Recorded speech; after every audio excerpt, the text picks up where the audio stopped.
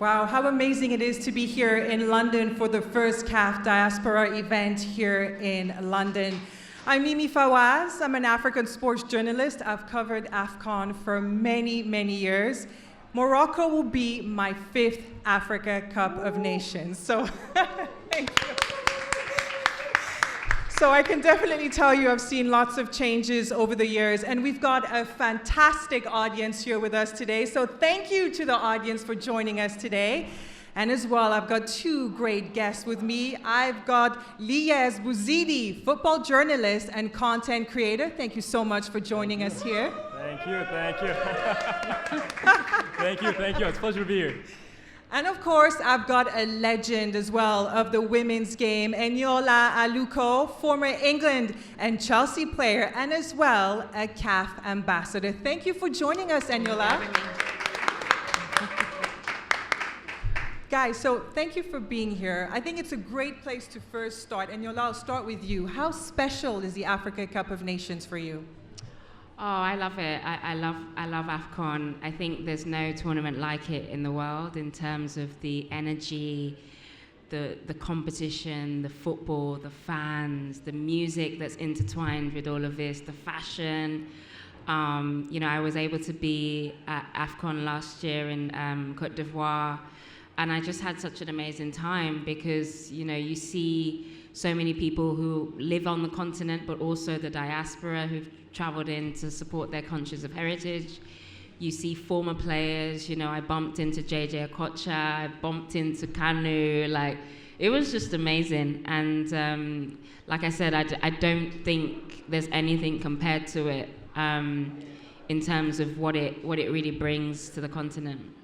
Tell me a bit about Côte d'Ivoire. I was there as well, and I can say I saw such a big difference, as I've said, from covering so many Africa Cup of Nations, from Gabon, South Africa, Cameroon, Egypt, and the audience were incredible. I'd never seen anything like that from the Africa Cup of Nations that I'd covered.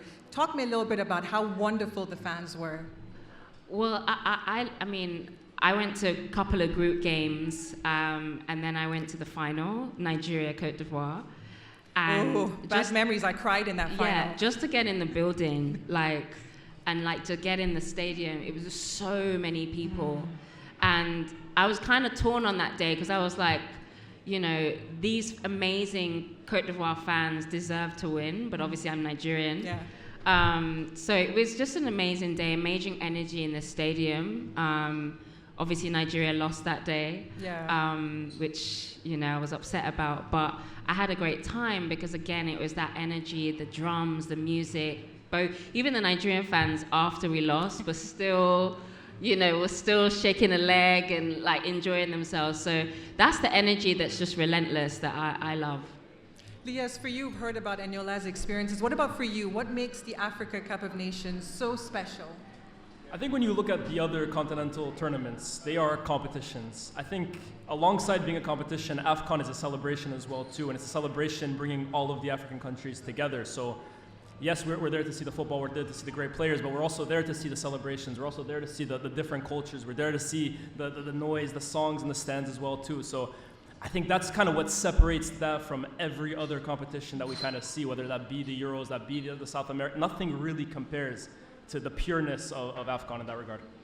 We've talked about as well, the fans, but for you growing up, I'm sure, you're a much younger generation, but growing up for you, what are some of the iconic moments of the Africa Cup of Nations if you can think back? Yeah, I mean, I'm Algerian, right? So for me, 2019 will always be the one, especially going to our neighbor's backyard and grabbing that one. That's the greatest summer of my life right there. But I mean, there's been other great ones. We remember Zambia, of course, knocking out that Ivory Coast team that just could never seem to get it done until the next tournament when they did get it done. And of course, I grew up watching Egypt just sweep that tournament aside. So there's so many great memories, but I'm sure the best is yet to come.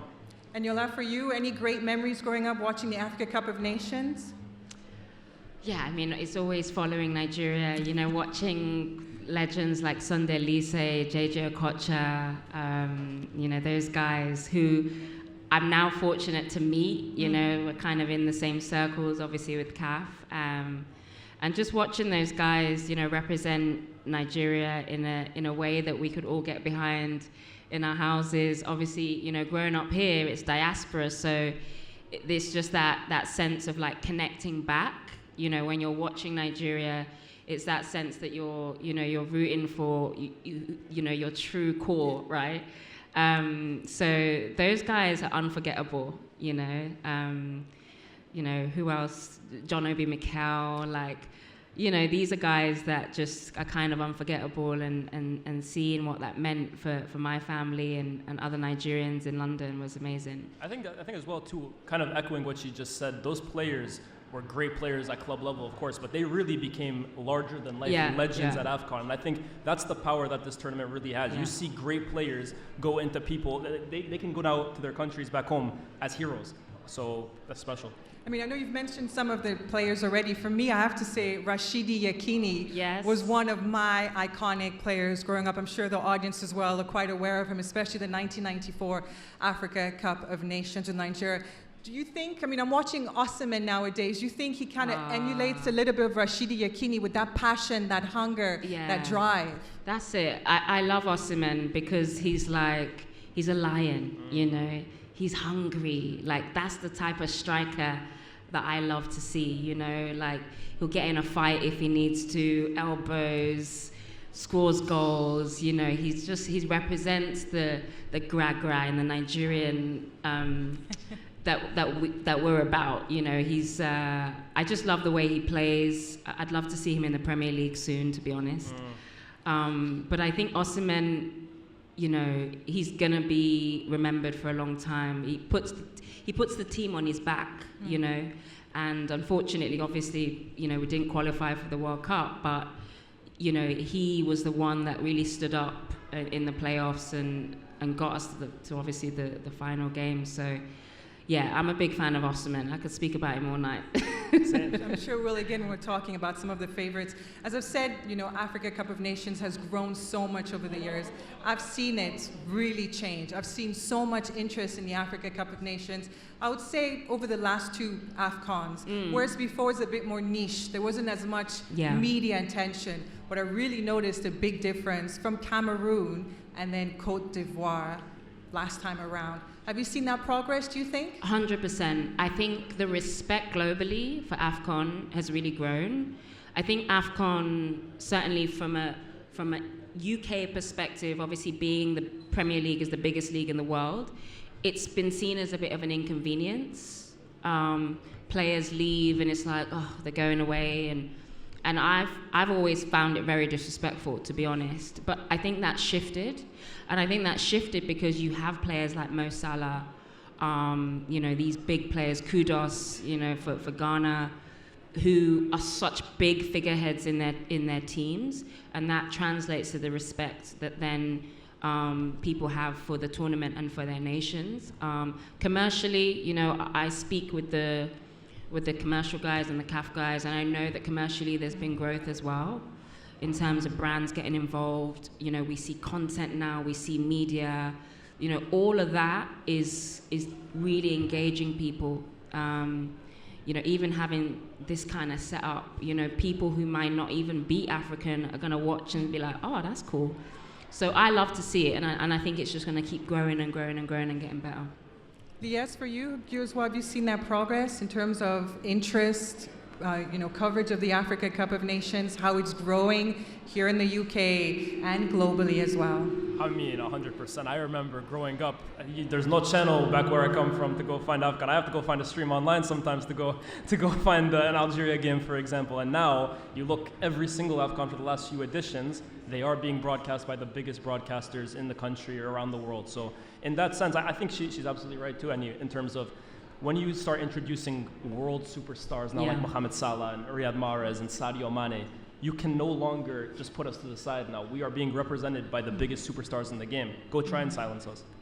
And do you think, talking about represented by the biggest stars in the game, here of course in the Premier League in France and across the world, at the end of the day, when we make the noise, we show respect and interest for our own footballers, for our own game, that forces the outside world to stand up and really 100%. Listen, isn't it? Yeah, 100%, 1,000%. I mean, I think the last one in particular was really, for me, something really, really, not alarming, but wow, it really opened my eyes to how far we have come. Because again, you look 10, 15 years ago, I think we are the minority in terms of trying to bring attention to our game, to our sport, to our competitions. But now, I mean, you can't ignore it. I think also maybe that, like, for me, it's all happening all at the same time. So you see the rise of Afro beats taking over the world. You see a lot of African nations now taking back their narrative, you know, politically. You know, you see, as you said, these big superstars in the Premier League, African superstars. It's all happening at the same time. So people are like, okay, we got to respect what Africa's about, right? There's a real movement, not just in football, but in other areas as well, that I think then impacts the football, right? So long may it continue, man, because as I said, I feel like it's been a bit disrespectful in the past, and now it's like, listen, you know, join the party. Indeed, it's a very big party. And you were as well in Morocco in the summer for the Women's Africa Cup of Nations final. Yeah. I was as well in Morocco to support the women's teams as well. And I could see already the construction in Morocco. I mean, the fans are really going to be introduced to some incredible stadiums, incredible infrastructure across 6 cities, 9 different stadiums, which are world class. What do you think fans can expect? Listen, shout out to Morocco. I see the Morocco shirt over there. Whoop, whoop.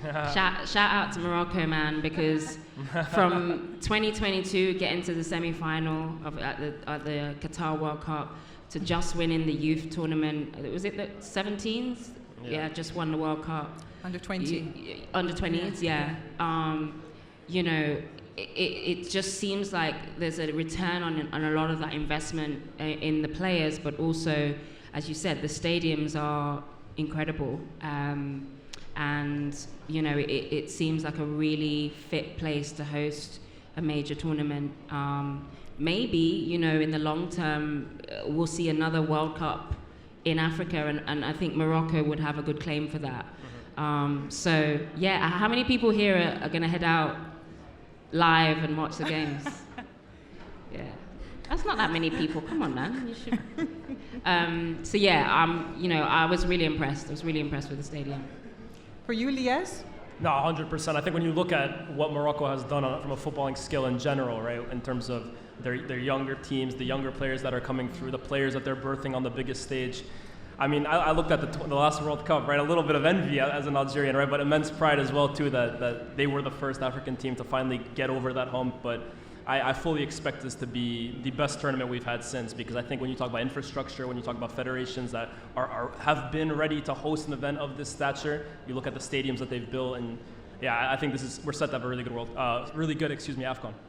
And what kind of storylines can we expect from this Africa Cup of Nations? In Côte d'Ivoire were one of the big stories. They look like they're on their way out of the group stages. Yeah. They did really well. As well, Cape Verde as well did very well. What for you are some of the storylines for this one? It's tough to top that last AFCON, man, honestly. I've seen many an AFCON, but that might have been the craziest thing ever. To fire your manager mid-tournament and then still come out on top in your home stadium against the team that destroyed you in the groups, that's tough to write, man. I think it's always interesting with the AFCON, right? Because we always say in North Africa, it's usually the North African teams that win it. Everywhere else, hey, it's you guys. But I almost think whoever you think is going to win it, discount them automatically. But I'm looking forward to seeing the likes of South Africa, the likes of Congo, the likes of Benin. I think those are the teams that are slowly, Burkina Faso even, they're the ones that I feel are starting to bubble a little bit. We look at no Nigeria in there? I mean, well, hello. I was going to say, like, look, Nigeria are a big team. I think as a Nigerian, I'm kind of upset with them right now. Oh, okay. Like, I'm really upset with them. Tell us why. I saw Alex Iwobi here yesterday. I said, oh, what happened? Right? So I think for Nigeria, the narrative is, as compensation for not getting to the World Cup, they have to win the AFCON. Like, to make us feel like slightly better. Do you know what I mean? So, like, I'm putting the pressure on them, you know, because to not make the World Cup is deep. Like, for Nigerian fans, back as well, and you're like, back to back. 48 teams as well too. Yeah, that's not for the amount of talent that we have. Yeah. Like, it's not really good enough. But I do think that it will lift spirits if we win the AFCON. So hopefully that's a good narrative that comes out there. For me, the narrative, last time it was in North Africa, Algeria brought it home. Next time it's in North Africa. So, okay, you say North Africa. Let me pin it down. What team do you think is going to lift the trophy? Got to put you on the spot. Well, I'm going to say Algeria, of course, but I mean, look, Morocco. When you look at squad strength, they're absolutely unbelievable. Egypt, I think this is the tournament that Mohamed Salah really comes in with a decent... Well, it's Salah's last tournament, isn't it? But I think he's also coming in with a nice supporting cast. You look at what Marmoush has done in the last year or so. I think the thing with Salah has been, does he have the supporting cast to kind of take him over the edge? But I think they have a decent chance as well, too. Tunisia, of course, you can never count them out. But I'm going to back my guys. I'm going to back Algeria. Of course. And what about, like, dark horses? We can look at...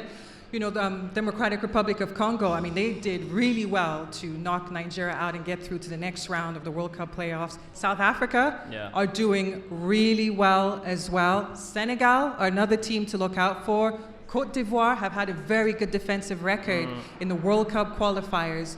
Could these teams be the dark horses for you? I would say Congo. I think Congo are going to sort of have this bounce in their step because they've, qualified for the World Cup, and no one's really going to be thinking of them as a favorite. But I think it's going to, the momentum that they've built is going to help them. But I think Morocco are going to be the favorites. Obviously, like I said, a great World Cup campaign in 2022. Home team, and just a lot of positivity right now around Morocco. So I'm sure they'll be confident to be favorites. I completely echo that. DR Congo are the team that scare me, man. I mean, everyone will look at Senegal. I think Sébastien Desabre is doing a really good job with the Democratic Republic of Congo team, because they're playing as a unit. They're not playing as individuals per se. They're really playing as a collective team, don't you think? Yeah, 100%. I think they've grown so much over the last few years as well, too. And I just think it's easy. You look at the likes of Morocco, you look at the likes of Senegal. They're the teams on paper you never want to face. But it's always the sides like Congo or Burkina Faso or Benin. Those are the ones you want to stay away from. So I'm looking at them. But I think South Africa, honestly, I think tournament by tournament, they've qualified again for the World Cup this year. I think they're a side that you really have to look out for. And when you look at Congo, I mean, Chancel Mbemba, captain, what a story from him as well, scoring that winning penalty in the World Cup qualifiers. Do you think that he could be one of the players that could help Congo go very far in the competition? I mean, of course. I think he obviously scored the winner, but he's been kind of overseeing this entire progression as the team's gotten better and better and better. I would fully expect them to be one of the main guys. But they have a lot of talent in that team. I mean, players that even if you aren't too aware of African football, they play in Europe's biggest leagues for Europe's biggest teams. Congo's a real threat. So we've talked about some of the players. Who are some of the other stars that you think that we can watch out for in this AFCON? I really like Amora. He plays for Algeria. He was the joint top scorer in World Cup qualifying, plays for Wolfsburg, but I think he's the new guy that's leading the line for us. I keep an eye out for him. Yeah, he's the one. What about you? Listen, I love Mo Salah, and... Keep an eye out for Mo Salah, though. I mean, Mo Salah, she wants him to win, of course. No, I mean, first of all, I think he should have won the Ballon d'Or. I think at this point, what he's done... Won the Ballon d'Or as this time around or a couple seasons ago? His season last season was unbelievable. And there was that whole debate, right, about, like, is it because he plays for Egypt that he hasn't won the Ballon d'Or? But I just think he's one of the greatest players we've ever seen. Like, in the Premier League, it's his last tournament, and so there's a bit of sentimentality for me with him. Like, he's been one of my favorite players to watch for years, and I think he really kind of represents Africa well, and so I'm going to be watching out for him to do well, and I'm sure he's going to want to end well as well. So let me ask you this question, because there's always this debate when the Africa Cup of Nations comes around. For Mohamed Salah, people say there's a debate. If you don't win the AFCON, that will not solidify your status as a legend in African football? There's always that debate. Do you think it matters? Yeah, I think to be considered one of the greats, obviously you have to win club competition, but the next level up is winning international competitions, and that for him is the big one. The likelihood that Egypt are going to win the World Cup is slim. So, and Egypt have won the AFCON many times before. So I think that's the one that will sort of justify almost him being spoken about in the same breath as Ronaldo, Messi, who've won international competitions. So I want it for him. Like, I think he deserves it for what he's been able to do, not just for himself, but for Egypt and in the Premier League as well. Lies, where do you stand on that debate? There's a lot of great African players. Samuel Eto'o, Didier Drogba, who also didn't win AFCON, by the way. So I understand. I think I can see it from both sides. I would completely understand why, even especially if you're Egyptian, for example, you look at Salah and say, as amazing as he's been, we want him to be able to replicate what the greats did before him, the Abu Tarikas, for example. Yeah, exactly. But at the same time, too, I mean, this isn't the same Egyptian generation that it was 15, 20 years ago. And when on top of that, you think he's qualified them for their first World Cup in how many years? The amount of goals that he scored in big qualifiers, in big games to even take them to finals. Is he the greatest? There's a lot of great ones. George Weah as well, too. But I think he 100%, AFCON or not, I think he belongs in that upper echelon. We're talking about like established players. What about some of the young talent? For example, Othman Mama, for me, from Morocco, is definitely a talent to watch out for. He played really well at the Under-20 World Cup. I as well would love to see Simone Adingra, how he does for the next as well. You know, Africa Cup of Nations, you know, he did really well. He was unbelievable. Yeah, so it would be good to see how he progresses on that. Where do you guys stand on some of the young talent? I look at Iliman Ndiaye. Ndiaye for me is the one that I'm looking forward to seeing in this AFCON. I mean, I think the last few years he's really just gone from strength to strength. And I think you look at the Senegal team, it's a nice little blend of obviously the core that won AFCON 2 tournaments ago, but they got some nice young players that have kind of emerged into the fray as well too, and I fully expect them to have a great tournament. I mean, that production line, that youth production line for Morocco is there, right? They've just won the biggest title that you can have. So, you know, I would be excited to watch a lot of their young talent from Morocco that's coming off the back of an amazing senior campaign in 2022. So, yeah, I think, you know, and you always look at these tournaments as well as like shop windows, right? Like, are we going to see young talent then being watched from the Premier League? Are we going to see them at Premier League clubs maybe next season? Like, I always watch out for that as well, because it's like their opportunity for the world to be introduced to new players as well, new young players. Okay, and let's talk a little bit about this then, because sometimes I see criticism online for some fans. Oh, it's boring, it's goalless, it's not that interesting. Some fans say some crazy things like that. But when I look at African football, I think technically African stars are very strong. It's not just about the physicality, where some people just sometimes focus on the physicality. Well, do you know what? Like, I don't know about anyone else, but sometimes when I watch the Premier League now, it's boring. Like, it's very structured, it's very tactical. Like, I like my football, like rock and roll, bit chaotic, bit of skill. Like, I just feel like it's got a bit dead. So for me, African football is I like it a bit mad. Do you know what I mean? So I think that criticism is maybe based on people who are used to seeing football a certain way, but I like to see football in different styles, and I think that's what the AFCON gives you. You're right, you know, I think the easiest thing to say about African football is, it's physical. Yeah. But, you know, there's skill, there's guile, there's tactics in there. You know, there's great goals. You know, I love it personally. So is this a misconception? Some sectors, I won't say everybody, because lots of other people that find it really interesting, that is a misconception of AFCON you would like to see. I think it's a misconception, but it's also like, you know, not everything has to be judged against European football, right? Like, it can be its own thing. Like, you know, I see it like, you know, it's like comparing Afro beats to like jazz.